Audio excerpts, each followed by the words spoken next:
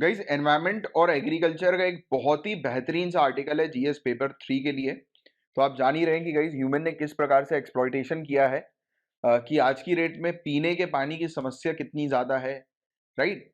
समस्या हंगर की बहुत ज़्यादा है, पॉपुलेशन इतनी ज़्यादा बढ़ गई है कि भूख जो है वो लोगों की खत्म नहीं हो पा रही, है ना? प्रॉब्लम्स है, एग्रीकल्चर की समस्या है। तो इन्हीं सब मुद्दों पर जो है वो यहाँ पर डिस्कस करने वाले हैं हम लोग। एक अभी रिसेंटली एक आर्टिकल रिलीज़ हुआ है, ये रिलीज किया है फूड एंड एग्रीकल्चर ऑर्गेनाइजेशन के द्वारा। The state of the world's land and water resources for food and agriculture. तो इस नाम से ये रिलीज हुआ है ये article, right? Food and agriculture organisation के द्वारा। और बताया ये जा रहा है कि पानी, पीने के पानी की समस्या और जमीन की अगर हम बात करें, लैंड रिसोर्सेज की अगर हम बात करें, तो उसकी बड़ी समस्या चल रही है। ह्यूमन ने एक्सप्लॉइटेशन कर करके ह्यूमन एक्शंस के कारण हमें देखने को मिल रहा है कि बड़ी समस्या जो है वो बढ़ गई है, राइट? इस रिपोर्ट के अंदर क्या क्या चीजें सामने आई हैं, जैसे कि आज की डेट में अगर बात करें फॉडर की, राइट, चारे की, चारे, तो ह्यूमंस ने क्या किया है कि जिस क्षेत्र पे जो ग्रासलैंड थी, जहां पर घास उगा करती थी, जहां पर कैटल्स जो थी वो चरा करती थी, यानी कि गाय भैंस बकरी भेड़, ये जो जिस जगह पर ये खाना खाया करते थे यानी कि घास चरा करते थे, उस जगह पर इंसान ने क्या किया, या तो खेती करना शुरू कर दी या तो अपनी बिल्डिंगें तान दी रहने के लिए, है ना? तो चारा जो है वो बचा नहीं, फॉडर के लिए जगह जो है वो बची नहीं। तो बताया ये जा रहा है कि फॉडर का जो सोर्स है यानी कि ग्रासलैंड और शर्ब कवर्ड एरियाज, घास के मैदान और झाड़ीदार क्षेत्र जो है, पिछले 2 दशकों में 20 सालों में इसे फसल भूमि में बदलने के कारण 191 मिलियन हेक्टेयर्स घट गए हैं। फॉडर के सोर्सेस के, चारे के स्रोत जो हैं, 191 मिलियन हेक्टेयर घट गए हैं ह्यूमन के कारण, इंसान के कारण। बताया जा रहा है कि आबादी बढ़ रही है काफी तेजी से, जनसंख्या में वृद्धि हो रही है। एग्रीकल्चर लैंड जो हम लोग को देखने को मिल रहा है, जो कि पर कैपिटा जो अवेलेबल है खेती किसानी करने के लिए, क्रॉप्स के लिए और एनिमल हस्बेंड्री के लिए, पशुपालन वगैरह के लिए, तो इसमें भी 20% की गिरावट आई है सन 2000 से 2017 के बीच में, राइट? ये बच गया है मात्र 0.19 हेक्टेयर पर कैपिटा। 2017 में ये हम लोग को देखने को मिला था, 20% की गिरावट आई है। मतलब ऐसे एरियाज में जो खेती किसानी के हम लोग को देखने को मिलते हैं, ऐसे एरिया जो पशुपालन के हमें देखने को मिलते हैं, 20% तक घट गए, राइट? और साथ ही साथ 1/3 रेन फेड क्रॉपलैंड, जो वर्षा आधारित फसल भूमि जो हमें देखने को मिलती है, और नियरली 50% हाफ इरिगेटेड लैंड, सिंचाई भूमि जो हमें देखने को मिलती है, ये भी खतरे में है। यहां पर जो मिट्टी जो है उसकी फर्टिलिटी, अगर हम बात करें मिट्टी का, आप ये कह सकते हैं कि मिट्टी जो उपजाऊ जो होती है, फर्टाइल जो मिट्टी जो होती है, वो अब बची नहीं है। उसकी फर्टिलिटी अफेक्ट हो रही है ह्यूमंस के कारण, राइट? ह्यूमन ने जो लैंड डिग्रेडेशन करना शुरू कर दिया, राइट, भूमि क्षरण जो हमें देखने को मिल रहा है, उसी के कारण, लैंड डिग्रेडेशन के कारण ही इस प्रकार की समस्या बढ़ती जा रही है, राइट? 60% से भी ज्यादा इरिगेटेड एरिया, सिंचाई वाला जो एरियाज हमें देखने को मिलता है, वो नॉर्थ अफ्रीका, साउथ एशिया और मिडिल ईस्ट और वेस्टर्न एशिया में घट गया है। 60% से भी ज्यादा ऐसा एरिया जहां पर सिंचाई होती थी, वो एरिया घट गया है। काफी तेजी से सिटीज वगैरह जो है वो बढ़ रही हैं, राइट? लैंड और वाटर रिसोर्सेज पर इसका लगातार इंपैक्ट हम लोग को देखने को मिल रहा है। 55% पूरे दुनिया भर की जो आबादी है वो अर्बन एरियाज पर हम लोग को देखने को मिलती है, शहरी एरियाज पर हमें देखने को मिलती है। मतलब कुल मिलाकर इन्होंने किया क्या है कि अच्छी तरीके से जो एग्रीकल्चर जो लैंड है, कृषि भूमि जो है, उस पर अतिक्रमण कर दिया।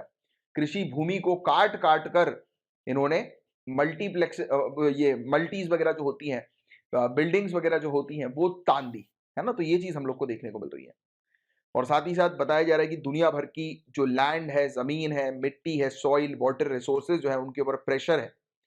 केमिकल फर्टिलाइजर्स का लगातार उपयोग किया जा रहा है। फार्म मैकेनाइजेशन जो हम लोग को देखने को मिल रहा है, कृषि यंत्रीकरण, तो इसके कारण हम लोग को देखने को मिल रहा है कि लगातार पूरे दुनिया भर की जमीन पे, मिट्टी पे और पानी के जो स्रोत हम लोग को देखने को मिलते हैं, राइट, उस पे सबसे ज्यादा जो है वो दबाव हम लोग को देखने को मिल रहा है। और आपको बता दें गाइस, फूड सिक्योरिटी की बड़ी प्रॉब्लम है। लोगों के पास खाने के लिए खाना नहीं है। हंगर की प्रॉब्लम हम लोग को बहुत ज़्यादा देखने को मिल रही है। बताया जा रहा है कि 2050 तक और भी ज़्यादा पॉपुलेशन जो है वो बढ़ जाएगी।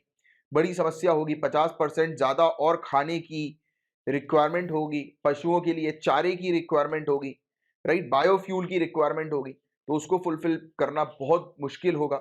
इवन 2030 तक United nation sustainable development goals जो कि टोटल 17 है, उनमें से एक गोल जो है वो हंगर को खत्म करने वाला है। जीरो हंगर अचीव करना है 2030 तक। वो भी अचीव नहीं कर पाएंगे अगर हम प्रॉपर प्लानिंग से जो है वो चलेंगे नहीं तो ये बड़ी समस्या जो है वो यहाँ पर बताई जा रही है, राइट?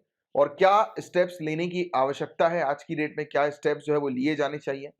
तो बताया ये जा रहा है, पहली बात तो हमें पॉलिसीज ऐसी बनानी है जो कि वेदर पैटर्न्स को ध्यान में रखें और लोकल कंजम्पशन को ध्यान में रखें। इसका क्या मतलब, वो बहुत ध्यान से समझिएगा इस चीज को। मतलब कि आप पॉलिसी ऐसी बनाओ, यानी कि अगर कोई क्षेत्र है जहां पर पानी की समस्या है, तो वहां पर ऐसे क्रॉप्स मत उगाओ आप जो कि ज्यादा पानी लेते हो, जैसे कि शुगर केन। एग्जाम्पल के तौर पर भाई, आप शुगर केन ऐसी जगह पर मत उगाओ जहां पर ऑलरेडी पानी की समस्या है, राइट? और फिर आप इसके अलावा आप ये कर सकते हो, ऑर्गेनिक फार्मिंग को इनकरेज करो, जैसे कि केमिकल फर्टिलाइजर्स का उपयोग कम से कम हो। क्योंकि केमिकल फर्टिलाइजर के कारण ना ही सिर्फ मिट्टी खराब होती है, मिट्टी की फर्टिलिटी खराब होती है, बल्कि इसके अलावा हमें देखने को मिलता है कि खाने में कैंसर कैंसर की अगर हम बात करें, है ना, आज की डेट में कार्सियोजेनिक के केसेस कितने ज्यादा हम लोग को देखने को मिलते हैं। यही तो है केमिकल फर्टिलाइजर, इसके कारण तो कार्सियोजेनिक कैंसर के केसेस बहुत ज्यादा हम लोग को देखने को मिल रहे हैं, राइट? तो केमिकल फर्टिलाइजर्स का उपयोग जो है वो घटाओ, कम से कम करो। साथ ही साथ जैसे फार्मर्स हैं, पेस्टोरलिस्ट की अगर हम बात करें, चरवाहे जिसको कहते हैं, फॉरेस्टर्स की बात करें, वनवासी जो हैं, स्मॉल होल्डर्स की बात करें, छोटे किसान जो हैं, इनको एक साथ जो है वो इकट्ठा करो, इनको एक साथ जो है वो मतलब मिलाओ, इनको जोड़ो आपस में, राइट? इनका एंगेजमेंट एक साथ होना चाहिए, राइट? किस चीज के लिए? जिससे कि मिट्टी को और पानी को जो है वो बचा सके, हम लोग कंजर्व कर सके, बेटर तरीके से मैनेज कर सके। आप टेक्नोलॉजी का उपयोग करें, कि टेक्नोलॉजी का ज्यादा से ज्यादा उपयोग करें। और साथ ही साथ पानी की अगर हम बात करें या फिर लैंड की, भूमि की बात करें, इससे रिलेटेड सरकार जो है वो पॉलिसीज बनाए, राइट? कि जमीन जो है, जैसे कि उपजाऊ जमीन की बात करें, फर्टाइल लैंड की बात करें, तो फर्टाइल लैंड जो है वो एकदम से रेसिडेंशियल पर्पस के लिए या कमर्शियल पर्पस के लिए नहीं देना है, राइट? जो एग्रीकल्चर की जो लैंड है वो एग्रीकल्चर की लैंड ही रहे, राइट? और फॉरेस्ट एरिया को भी मत काटो, क्योंकि फॉरेस्ट एरिया को काट के अगर एग्रीकल्चर लैंड बनाओगे तो भी बड़ी डिफिकल्टी है। जैसे अभी हमने थोड़ी देर पहले पढ़ा था, डिस्कस किया था कि घास के मैदान जो है, ग्रासलैंड जो है, उसको काट काट कर लोगों ने एग्रीकल्चर लैंड बना दिया, है ना? तो वो तो ह्यूमंस की नीड को फुलफिल करेगा, बट व्हाट अबाउट पशु, what about kettles, what about animals, उनका क्या होगा, है ना? तो ये सब चीजें भी ध्यान में रखना है। तो ये सब चीजों को ध्यान में रखते हुए पॉलिसी बनाने के ऊपर जो है वो स्ट्रेस डालने की बात कर रही है आर्टिकल। और इंडिया ने क्या स्टेप्स लिए हैं? तो इंडिया ने सॉइल हेल्थ कार्ड लेकर आई, हम लेकर आए साइंटिफिक इरिगेशन मेथड को, यानी कि साइंटिफिक तरीके से इरिगेशन करने के लिए हम लोगों ने पॉलिसीज बनाना जो है वो शुरू कर दिया ऑलरेडी।